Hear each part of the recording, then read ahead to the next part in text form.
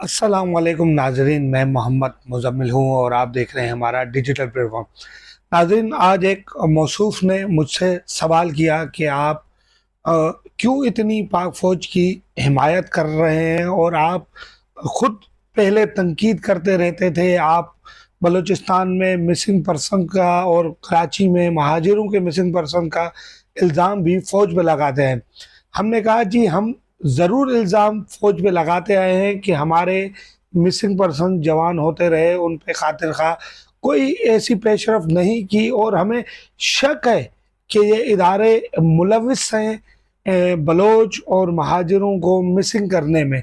अगर मुलविस नहीं है तो खामोश ज़रूर है। इसका मकसद हरगिज़ ये नहीं कि हम अगर फ़ौज पे तनकीद करते हैं, एक लाइटर मूड में तनकीद करते हैं, तो कोई भी कुत्ता हमारे पाक फ़ौज पे, हमारी इदारों पे चढ़ दौड़ेगा और हम उसको इजाज़त देंगे तू चढ़ जा। 7,000 से ज़ायद बलोच मिसिंग पर्सन है, हम उनके लिए हमेशा आवाज़ उठाते आए हैं और कई सैकड़ों महाजिर मिसिंग पर्सन हैं जिनके लिए तमाम दुनिया अब आवाज़ उठा रही है और महाजिर भी उठा रहे हैं और तमाम साफ़ी हल्के इसकी बात भी करते आ रहे हैं। हम लाइटर मूड पे हमेशा इदारों पे तनकीद करेंगे। ऐसा नहीं है कि आज के बाद हम बंद कर देंगे, हम उन पे बात नहीं करेंगे, तनकीद नहीं करेंगे। उनकी हर गलत पॉलिसी पे हम तनकीद करेंगे, मगर किसी कुत्ते को अपने इदारों की पे चढ़ने नहीं देंगे। जिस तरह देखो, पूरे इदारों को भी पता चल गया अब कि कौन इदारों के साथ खड़ा है, कौन उनके खिलाफ। जिनको जिंदगी भर इन इदारों ने पाला पोसा, जिन पे कोई एक आंच भी नहीं आने दी, वो पंजाबी जिन पे एक आंच भी इन इदारों ने नहीं आने दी, आज वो इदारों को आंखें दिखा रहे हैं। वो इदारों के फौजी उनके घरों में घुस के अपनी बता रहे हैं वो एक सियासी रहनुमा पे। देखो, कोई भी सियासी रहनुमा हो, मेरी किसी भी सियासी रहनुमा से वाबस्तगी हो या मैं किसी भी सियासी रहनुमा के लिए विलोक करता हूँ, जहाँ पाकिस्तान की बात आती है, जहाँ बात आती है पाक फौज की, हम अल्हम्दुलिल्लाह अपनी फौज के साथ खड़े हैं और तमाम सियासी लीडरों को हम अपने जूते की नोक पे रखते हैं। अगर बात आती है फौज की, बोलते हैं जी हमने फौज को थोड़ी कहा है, वो बॉर्डर पे है तो तनख्वाह लेती है ना। हम कहते हैं भाई तुम उठाओ जीतरी, तुम जाके खड़े हो जाओ बॉर्डर पे, 30,000 रुपए के लिए अपनी जान की कुर्बान दो ना। वो खुद जान की कुर्बान देता है, उसका अहलो अयाल, तुम सुकून की नींद सोते हो, तुम सुकून से घर में सोते हो, वो बॉर्डर पे पूरी पूरी याद रात जागता है। को बहुत से ऐसे फौजी है 3-3 साल से अपनी घरों पे ईद मनाने का टाइम नहीं मिलता। तुम खुशियां करते हो, तुम ईद मनाते हो, तुम कुर्बानियां करते हो, उस फौजी को एक दिन नहीं मिलता। ये सियासतदान जो अमेरिका, बरतानिया, इंडिया के टुकड़ों पे पलते हैं, जो जिनके मुंह से इसराइल के खिलाफ एक अल्फाज नहीं निकलता, वो आज हमारी फौज पे भौंक रहे हैं। वो कुत्ते, मैं अगर किसी सियासी वाबस्तगी रखने वाले को बुरा लग रहा है, 1000 मरतबा बुरा लगे, करोड़ मरतबा बुरा लगे, मगर किसी कुत्ते को हम फौज पे नहीं भोंकने देंगे। हम पे इल्जाम लगता आया है, बलोच महाजिर हमेशा गद्दारी का उन पे लेबल लगता है कि कभी राका में एजेंट कहा जाता है, कभी हमें अफगानिस्तान का, कभी ईरान का, बहुत से इल्जाम लगते हैं और हम सहते हैं वो इल्जाम। मगर फिर भी अल्हम्दुलिल्लाह कराची बलूचिस्तान ने सबूत दिया। पिछले भी लोग ने बताया कि कराची ने, बलूचिस्तान ने सबूत दिया कि हम इदारों के साथ खड़े हैं, हम मुल्क के वफादार हैं। हाँ, तनकीद करते हैं गलत पॉलिसी पे, हाँ हम बुरा भला अपने इदारों के सरबराहान को कहते हैं, मगर कभी भी हम मुल्क की सालमियत के खिलाफ नहीं जा सकते, कभी भी हम पाकिस्तान के खिलाफ नहीं जाते। बलोच क्यों नहीं, इतना जुल्म होने के बावजूद क्यों GHQ तक नहीं गए?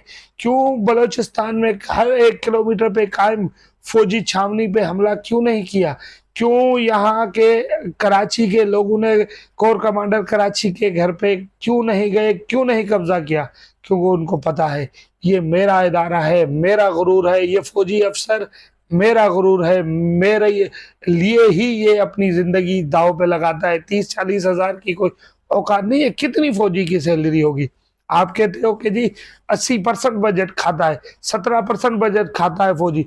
मैं बोलता हूं भाई, अगर 100% फौजी बजट खाए भी, अगर 100% बजट भी अगर फौज को दिया जाए, दिफाई हालात में इस्तेमाल कर दिया जाए, तब भी मैं अपनी फौज के साथ खड़ा हूं। मुझे भूखा मरना पड़े, हमें घास क्यों नहीं खानी पड़े, हम अपनी फौज के साथ खड़े हैं। एक हदीस है कि हुजूर सल्लल्लाहु अलैहि वसल्लम के दौर में, जब हुजूर सल्लल्लाहु अलैहि वसल्लम के घर में फाके चलते थे, जब भी 9 तलवारें हुजूर सल्लल्लाहु अलैहि वसल्लम की दीवार पर लटकी होती थी, क्यों लटकी होती थी? ताकि कोई दुश्मन हमारी तरफ मैली आंख से नहीं देखे, हम इस्लाम का भी दिफा करेंगे इसी पाक फौज के साथ मिलके, और हम अपने मुल्क का भी दिफा करेंगे।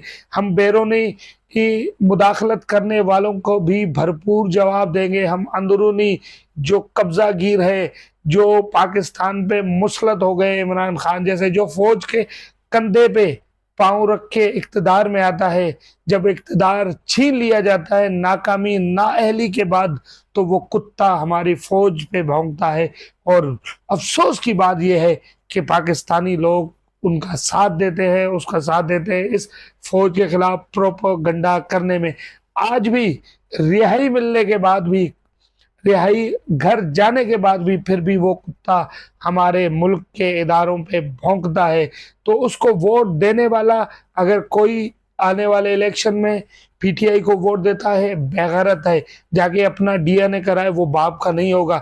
अगर कोई पीटीआई को वोट, किसी को दो, मुझे नहीं पता किसी और को दोगे, अगर पीटीआई को किसी ने वोट दिया तो वो बेगैरत है। सिर्फ बेगैरत नहीं, नस्लन बेगैरत होगा जो अगर पीटीआई को वोट देगा।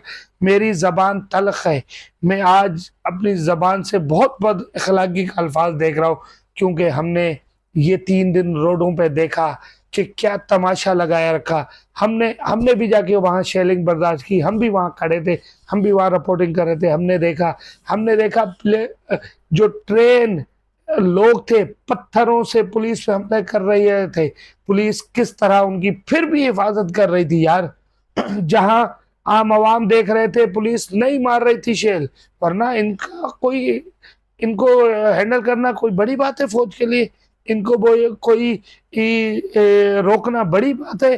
कुछ अंटियां मिलेनियम मॉल पे दूसरे दिन 10 मई को मिलेनियम मॉल असगरी 4 में घुसने की कोशिश की, वहां बदनजमी फैलाने की कोशिश की। वो करना चाहा जो पंजाबियों ने लाहौर में किया, पठानों ने खैबर पख्तूनख्वा में किया, मगर गैरतमंद पाकिस्तानियों ने साथ दिया अपनी फौज का, अपने इदारे का, और ये तमाम साजिश नाकाम बनाई कराची ने।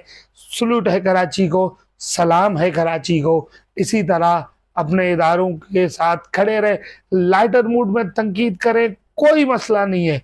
आप अब किसी फौजी जनरल पे तनकीद करें, कोई मसला नहीं है। आप डीजी एसपीआर पे तनकीद करें, कोई मसला नहीं है, मगर लाइटर मूड होना चाहिए। कभी अपनी लाइन से हट नहीं जाना चाहिए। अगर ये कहते हैं कि इनकी रेड लाइन इमरान खान है, तो ये कान खोल के सुन लो। तुम अपने कानों से मेल निकालो और सुनो। पाक फौज हमारी रेड लाइन है, पाकिस्तान हमारी रेड लाइन है। जिस दिन तुमने इस रेड लाइन को क्रॉस कर दिया, तो शायद तुम इस दुनिया में ही नहीं रहोगे। एक इमरान खान के लिए हम अपने वतन पे हमला करें, अपने लोगों के घर जलाएं, अपने शोहदा की जो निशानियां हैं, एमएम आलम का जहाज जला दिया। अगर वो एमएम आलम जहाज पाकिस्तान नहीं लेके आते, तो तुम्हारा हशर भी नहीं इंडिया के साथ होता। तुम भी इंडिया के हिंदुओं की गुलामी पसंद है तुम्हें, क्योंकि तुमने तो देखा ही यूरोप है ना, तुमने की भी अयाशी है ना, तुमने यहूदियों के टुकड़ों पे पूरी जिंदगी पले हो, तो तुम पाक फौज पे तुम्हारा भौंकना बनता है। क्योंकि तुम्हारे और तुम्हारे आकाओं के तमाम जो साजिशें थी, वो पाक फौज ने नाकाम की, पाकिस्तान के मुहिब वतन शहरियों ने नाकाम कर दी। हाँ, चंद शेर पसंद अनासिर और चंद भटके हुए लोग तुम्हारे साथ हैं, उसके अलावा कुछ भी नहीं। इंशाल्लाह आने वाले इलेक्शन में तुम्हें मुंह तोड़ जवाब दे दिया जाएगा। बहरहाल रही बात गिरफ्तारी की, तो दोबारा तुम्हें जमान पार्क से घसीट के इंशाल्लाह यही फौज निकालेगी। ख्याल रखिए अपना। अपने चाहने वालों का इसी तरह पाक फौज का साथ देते रहिए। अल्लाह नगहबान।